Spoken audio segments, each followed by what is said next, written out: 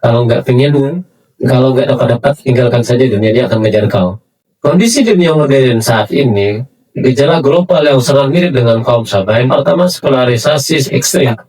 Tuhan dikeluarkan dari paham maksudnya.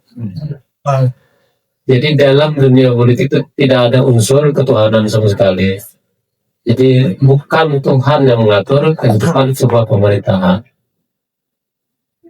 Jadi kalau ada orang yang ingin memasukkan misalnya hukum seperti hukum yang ada dalam Al-Quran, itu akan ditolak mentah-mentah.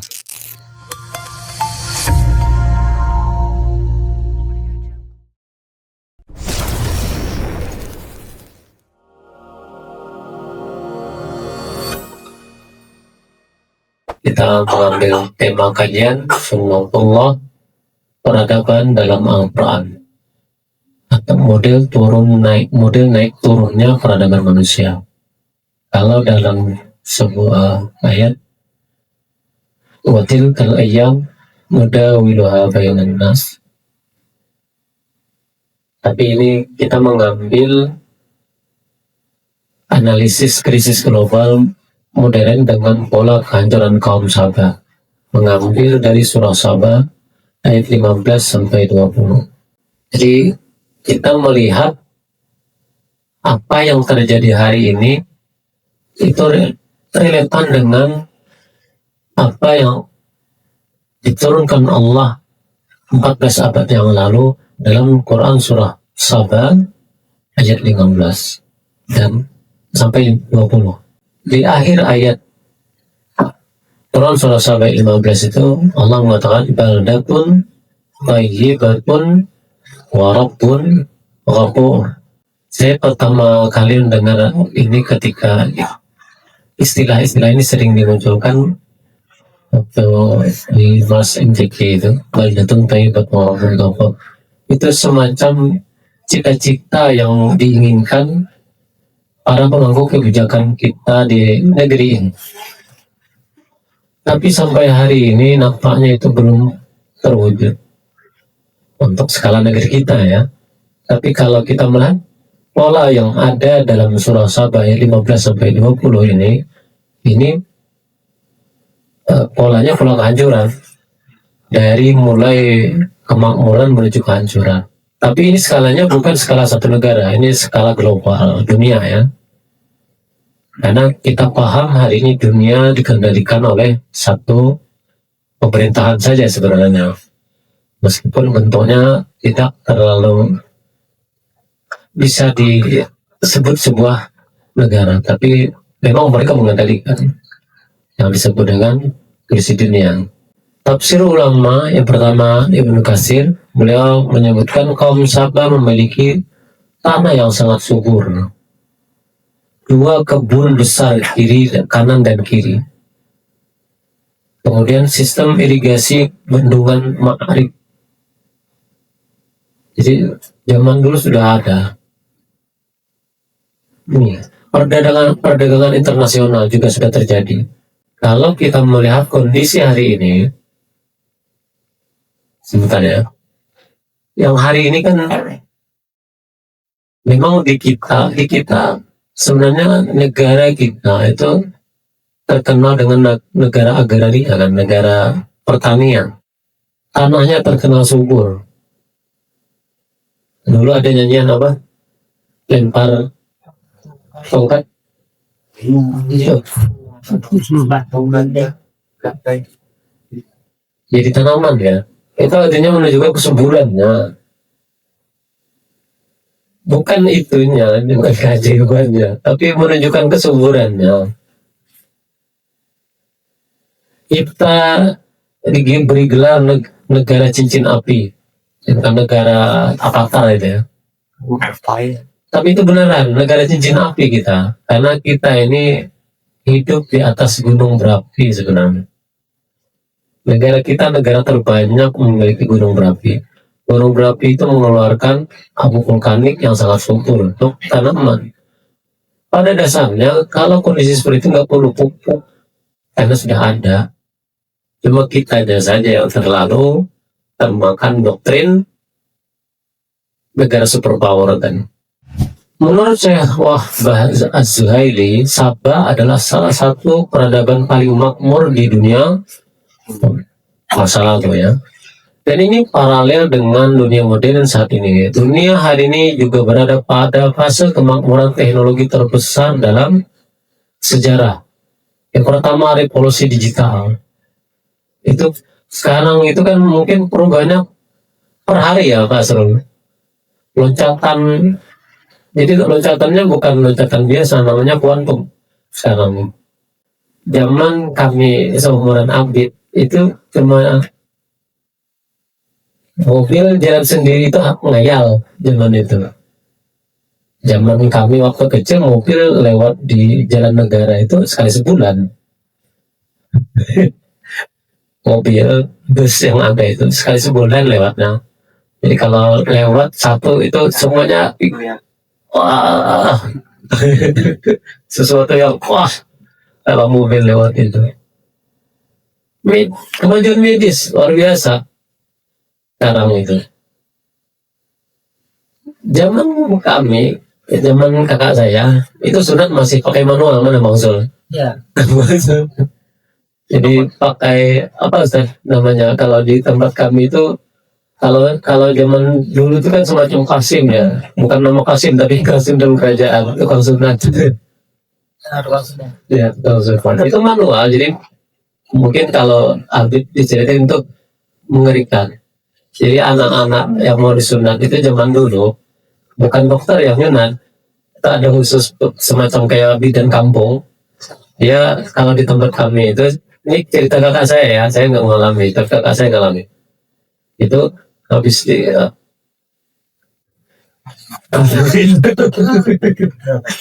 jadi suntik apa namanya, anestesinya bukan suntik, mengerikan. Itu tahun 80-an, tahun 80, tahun 70, tahun 80-an. Sekarang sudah pakai laser ya, udah pakai suntik anestesi, udah merasa sakit. Kemudian transportasi global, transportasi massal. Sekarang mobil udah mengarah tanpa supir sekarang kan, udah terjadi di Dubai sudah, Cina sudah, bahkan terbang nanti tanpa supir itu nanti autopilot semua, pesawat sudah autopilot. Jadi kalau di atas pesawat ada autopilot, itu pilotnya tidur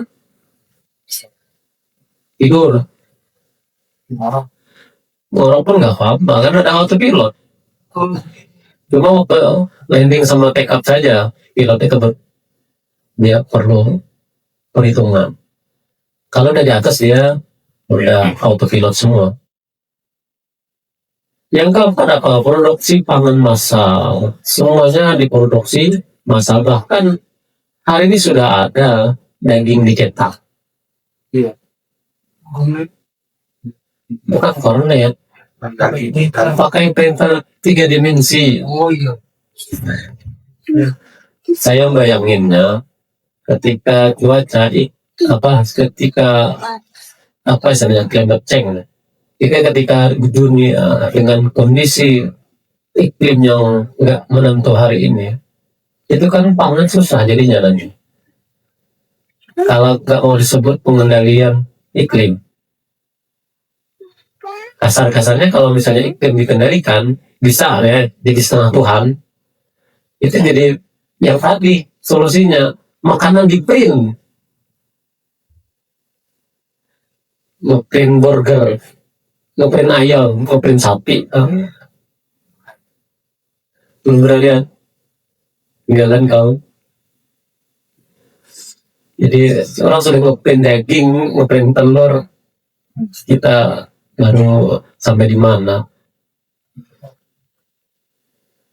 Jadi manusia saat ini memiliki kemampuan yang dulu tidak terbayangkan. Namun seperti kaum Sabah, kemakmuran ini tidak otomatis berarti sebuah keberkahan. Karena keberkahan itu, kata ulama, maknanya semakin mendekatkan kita kepada Allah.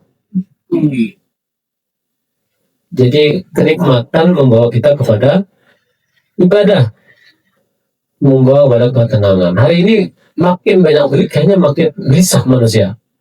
Bahkan orang-orang kaya itu hari ini yang mereka cari ketenangan, tapi nggak dapat. Kalau bisa dibeli mereka beli itu ketenangan. Tapi sampai hari ini nggak bisa ketenangan dibeli. Gimana cara beli ketenangan? Uzlah. Uzlah harus melepaskan itu semua. Soalnya kalau nggak dilepas masih ingatan tahun saya 1 miliar. Nggak bisa tidur lagi kan? Tapi yang enak tuh orang suka tidur, dia lupa semua dengan hutang.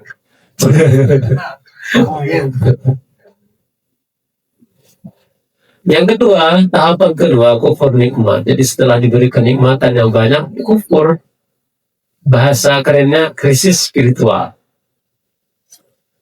Dalam Quran Surah ayat 16, mereka fa'aradu, mereka berpaling dari nikmat itu tadi. Berpaling, maksudnya bukan berpaling dari nikmatnya. Tidak bersyukur dengan kenikmatan yang ada. Dan diberi berbagai macam kenikmatan, malah tidak mensyukuri, malah bosan. Itu seperti yang tadi malam saya katakan, seperti bangsa kaum Bani Israel yang sudah 2 kali diberi jatah makanan dari langit. Yang pertama di zaman Nabi Musa dengan kalimat dalam Al-Quran manna wa salwa. Kemudian yang kedua ketika masanya Nabi Isa dengan kalimat dalam Al-Quran al-ma'idatam minas sama, surah Al-Ma'idah. Itu 2 kali diberi makanan dari langit, tapi mereka bosan. Jadi kurang apa kira-kira? Kan kita mengharap-harap ya, pengen sekali merasakan, tapi saya khawatir juga. Khawatir kayak seperti mereka, karena manusia itu memang memiliki hak dan pembosan. Nah, kalau dalam kita istilah tazkiyatun nufus itu mengekang itu. Tafsir ulama menurut Al-Qurtubi berpaling berarti meninggalkan ketaatan. Kemudian yang kedua tidak mensyukuri nikmat. Yang ketiga tenggelam dalam kesenangan dunia. Jadi kalau istilah zaman dulu pada datang. Jadi meninggalkan ketaatan, tidak mensyukuri nikmat yang ada, tenggelam dalam kesenangan dunia. Dan dunia itu semakin dinikmati dia semakin tidak merasa puas. Makin banyak makin haus. Itu dunia. Semacam mengejar bayangan sendiri. Pernah nggak ngejar bayangan sendiri? Gimana? Coba nanti kejar bayangan sendiri. Bisa nggak? Dunia itu seperti mengejar bayangan sendiri. Kalau nggak dapat, tinggalkan saja dunia, dia akan mengejar kau.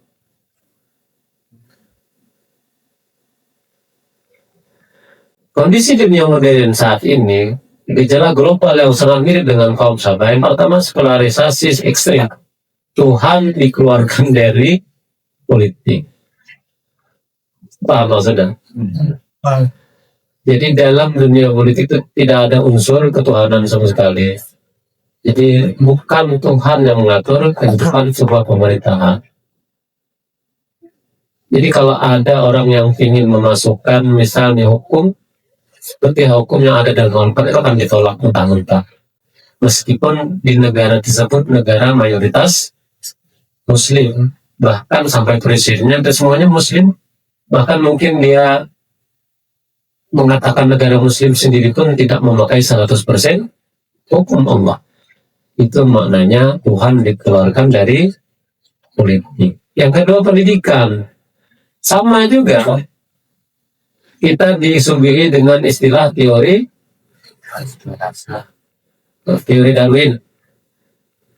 Dalam dunia biologi kita disuguhi teori Darwin bahwa segala sesuatu itu terjadi dengan sendirinya, tidak ada Tuhan di situ. Nggak ada yang menciptakan.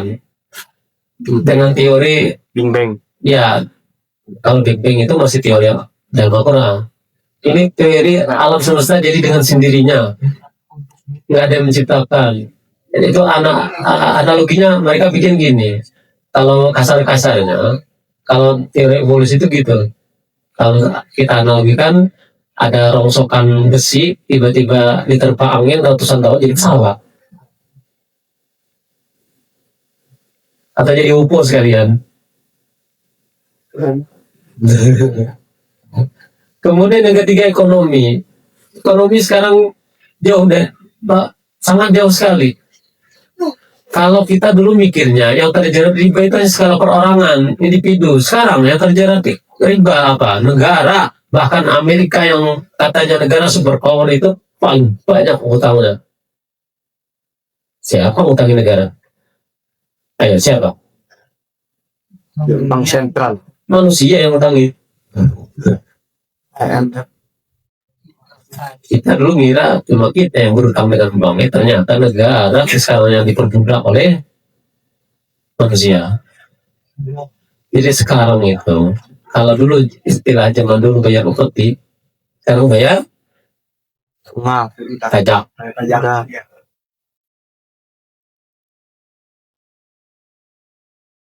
Yang keempat, kehidupan publik. Nah, semuanya kalau ada bencana dikatakan apa? Bencana Allah. Nggak ada unsur Tuhannya di situ, nggak ada Allah di situ. Lupa manusia. Makanya kita disuguhi dengan segala macam sekularisme. Yang kedua, hedonisme. Budaya global mendorong pertama konsumsi berlebihan. Yang kita nggak perlu dibeli. Habis itu makannya berlebihan. Mengarah kemana? Mubazir.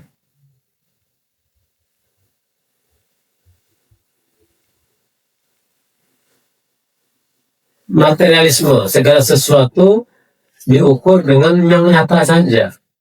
Kalau nggak ada, nggak dianggap ada. Itu harusnya angin nggak ada kan? Karena nggak kelihatan. Tuhan nggak ada karena nggak kelihatan bagi orang materialisme. Yang ada apa? Dia sendiri Tuhannya.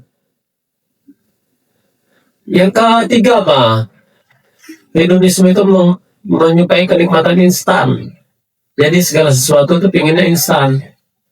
Saya kalau orang yang suka instan, maka hasilnya instan. Jadi kalau kita suka yang instan, matinya pun instan. Sering kan hari ini tiba-tiba di YouTube asik-asik joget, mati. Itu instan namanya. Nggak ada pemberitahuan tiba-tiba mati.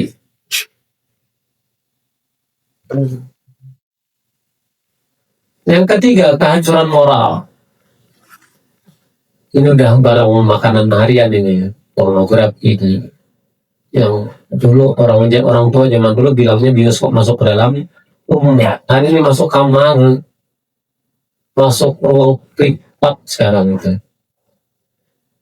Bahkan narkoba itu banyak jenisnya sekarang, nggak disebut narkoba ya, saking banyak jenisnya. Kalau kita nggak tahu, kita kena. Bahkan kata dokter ada narkoba legal. Tidak ada beberapa obat di kandungannya narkoba, tapi legal karena dokter yang meresepkan.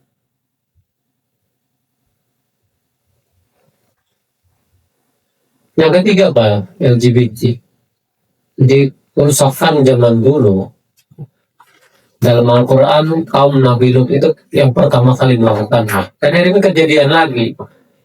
Jadi di akhir zaman itu muncul semua apa yang terjadi di semua zaman Nabi itu muncul hari ini. Yang keempat apa? Kerusakan keluarga. Jadi hari ini kita dipertontonkan hampir tiap waktu, apalagi kalau masih pegang HP, apalagi kalau masih suka nonton, apalagi yang isinya drama, itu semuanya ngajarin kita merusak keluarga. Drakor mau apapun itu namanya. Pokoknya kalau drama itu bikin kesel.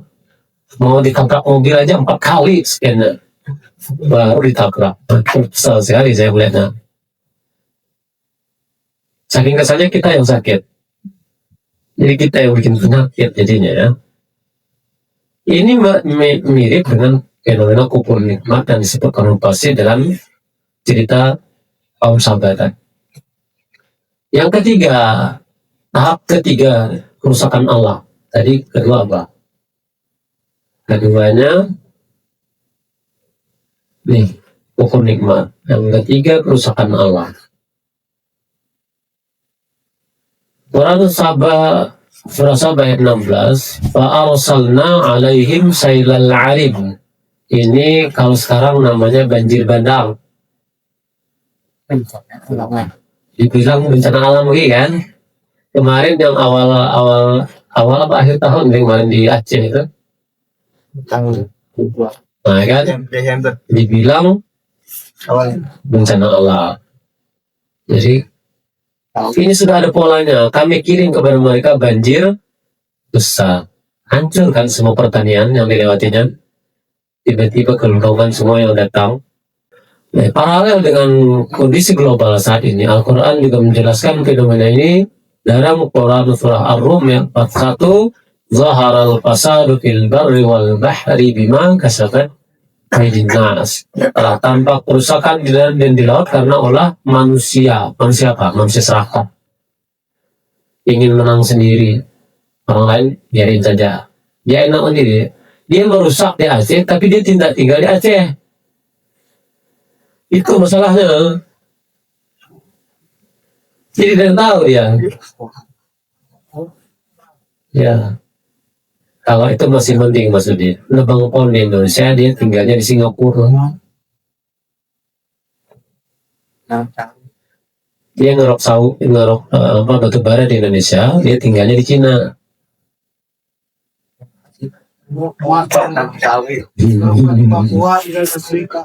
Nah, boleh paham ya. Gejala saat ini pertama perubahan iklim. Jadi kalau yang salah satunya kita sendiri yang bikin itu. Jadi hutan itu semakin digundul, maka hujannya akan berkurang. Karena hutan itu hujan itu dia cari hutan. Itu. Jadi hujan itu turunnya di daerah yang ada hutannya. Masalahnya kalau hutan digundul semua, hujan kemana? Kalaupun hujan turun jadi banjir kan, jadi banjir bandang. Karena nggak ada yang nahan.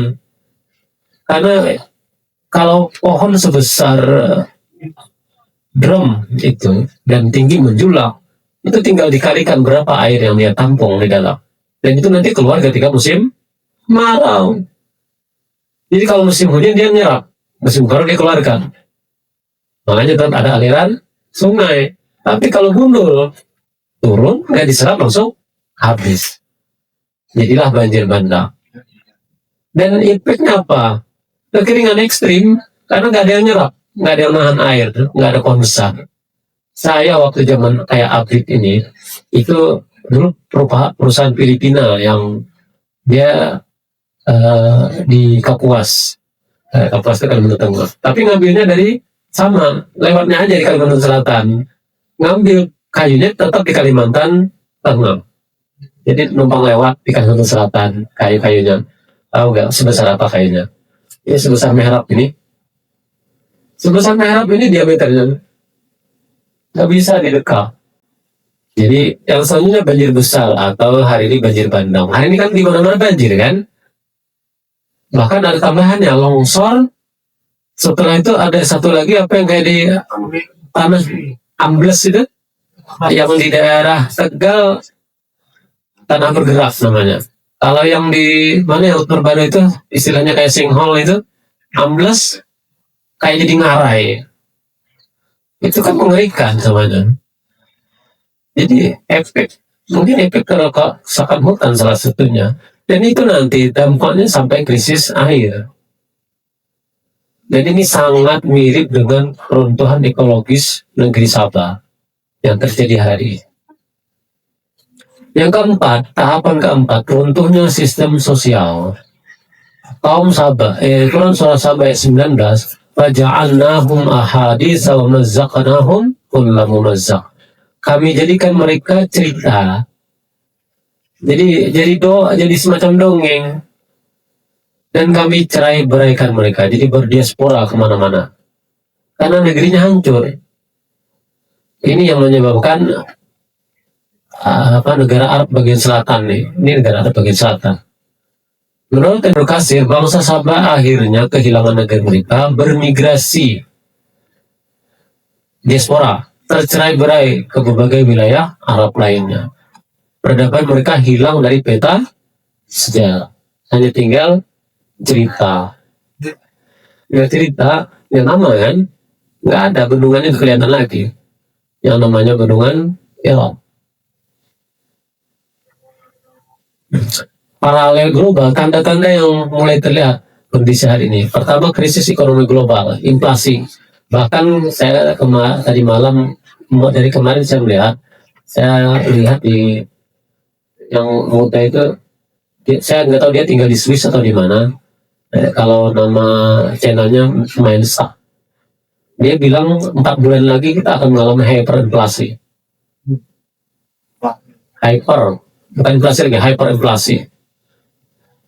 Dan itu nanti membahayanya, semua harga akan melambung tinggi. Maka mimpi yang beras harga 100.000 itu kan sebentar lagi akan terjadi. Dan ini berdasarkan analisa ilmiah ya, yang 4 bulan lagi itu berdasarkan analisa ilmiah. Artinya mimpi itu sebentar lagi akan terjadi. Utang negara besar, itu udah tadi saya sampaikan. Bahkan negara yang katanya superpower pun terlilit utang.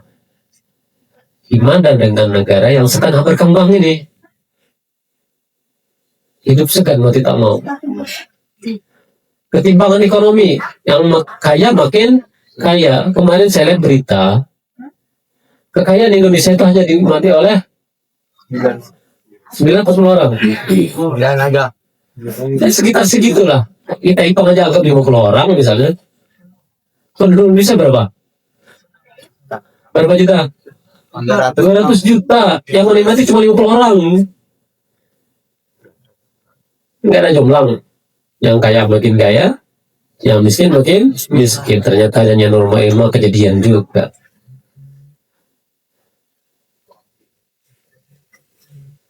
Yang kedua, instabilitas politik. Ya iyalah, kalau ekonomi timpang, itu makin masalah, utang makin besar.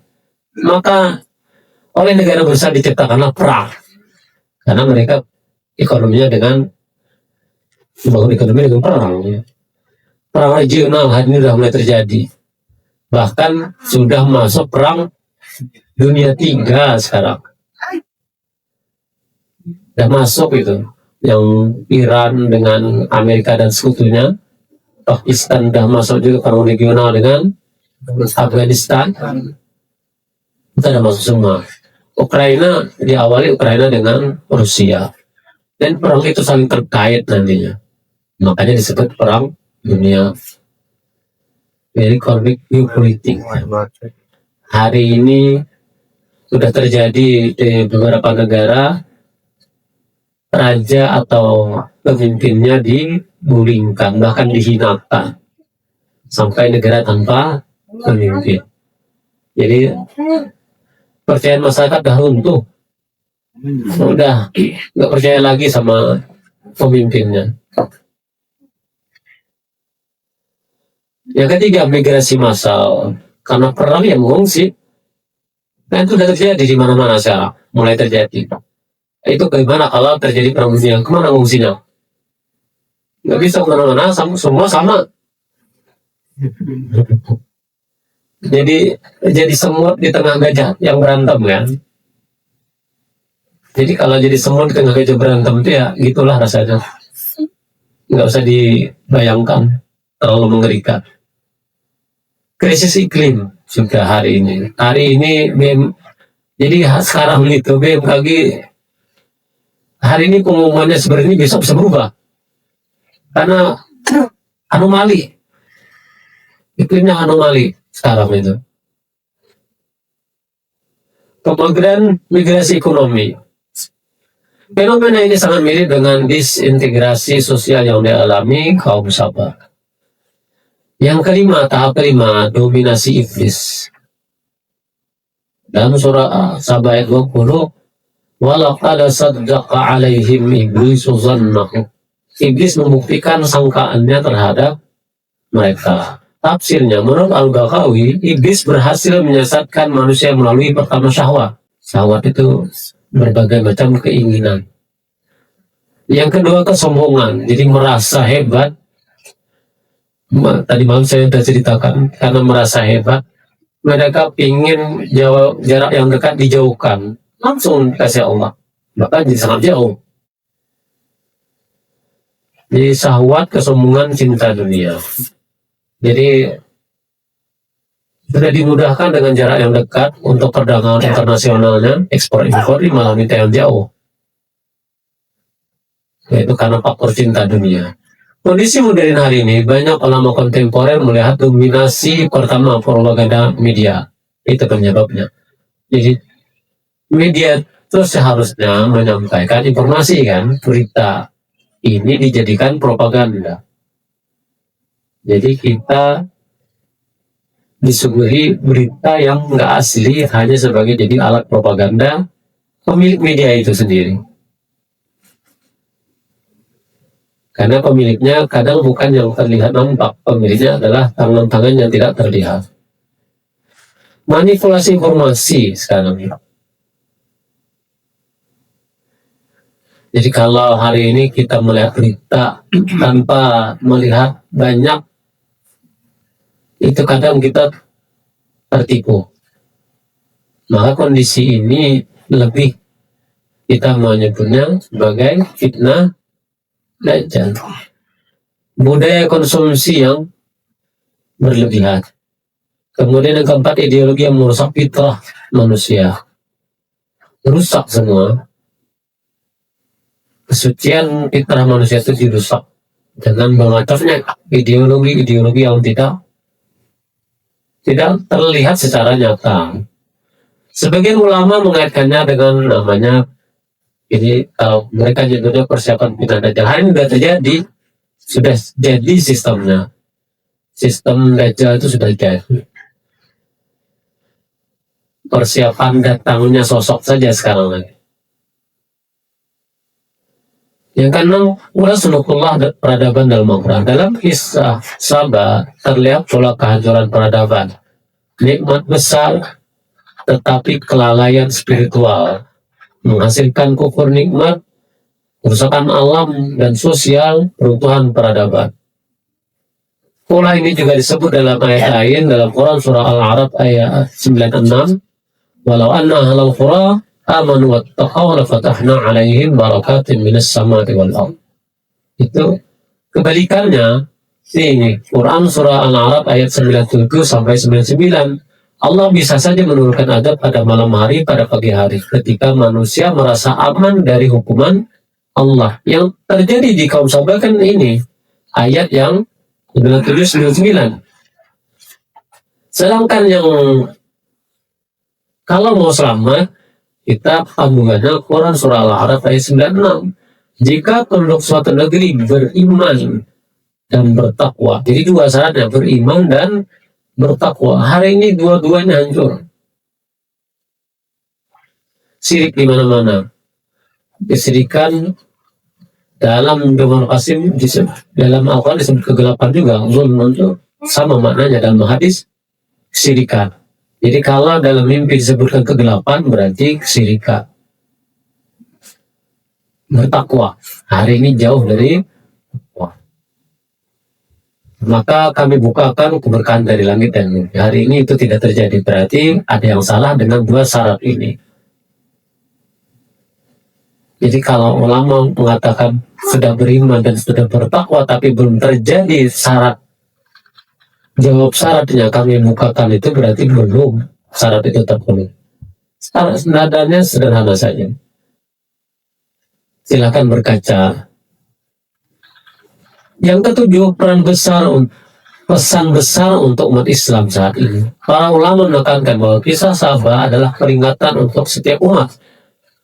Ada dua kemungkinan saja bagi dunia hari ini. Yang pertama, jalan Sabah dari kemakmuran menuju kufur nikmat dan diakhiri dengan kehancuran.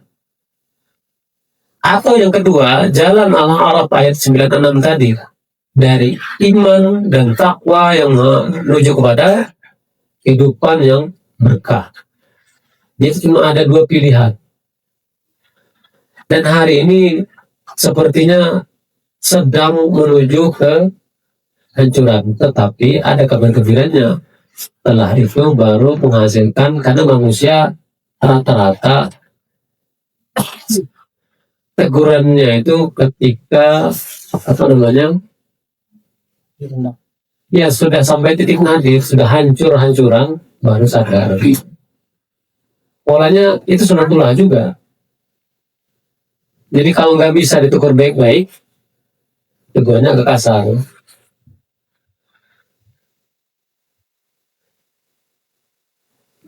Yang kedelapan, perspektif akhir zaman. Sebagian ulama melihat bahwa krisis global modern bisa menjadi pertama tahap pembersihan dunia dari berbagai macam krisis. Jadi tahap pembersihan dunia. Menjelang fitnah besar akhir zaman. Jadi tahapan pembersihan dunia dan menjelang fitnah besar akhir zaman. Dalam hadis disebutkan akan datang masa pertama kekacauan, fitnah, krisis moral sebelum munculnya tokoh besar akhir zaman. Sengaja saya bikin merah.